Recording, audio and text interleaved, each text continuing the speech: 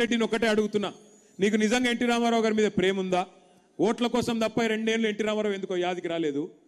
NT Ramarao గారి విషయంలో Congress party చేసింది ఏందో తెలుసా మీకు? 2004లో అప్పటిదాకా శంషాబాద్ విమానాశ్రయం పేరు ఎన్టీఆర్ విమానాశ్రయం అని ఉండే. కాంగ్రెస్ రాగానే ఎన్టీఆర్ పేరు రద్దు చేసిన మాట వాస్తవం కాదా? ఎన్టీఆర్ పేరు తీసేసి రాజీవ్ గాంధీ పేరు పెట్టింది నీ దిక్కుమాలిన కాంగ్రెస్ పార్టీ కాదా రేవంత్ రెడ్డి? అసలు నీకు తెలుసా ఎన్టీఆర్ నీ పార్టీ ఎట్లా అవమానించిందో?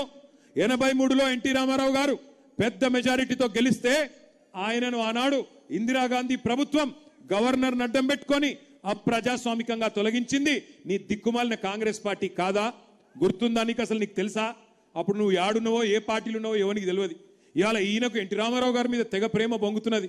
ఒక్కసారి ఎన్టీ రామారావు గారి మీద రేవంత్ రెడ్డి ఏం మాట్లాడిండో ఒక్కసారి మీరు చూడాలని చెప్పి నేను కోరుతా ఉన్నా.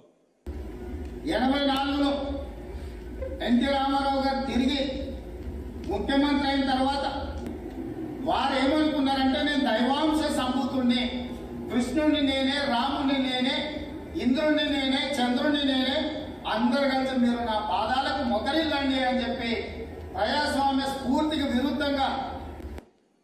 అర్థమైందా అసలు కథ? ఎన్టీ రామారావుకు అహంకారము, దేవుణ్ణి అనుకున్నాడు అని ఆ రోజు మాట్లాడిన కాంగ్రెస్ ముఖ్యమంత్రి ఇవాళ ఓట్లు రాగానే ఓట్ల కోసం నేను ఎన్టీఆర్ గారి విగ్రహం పెడతా అంటుండు.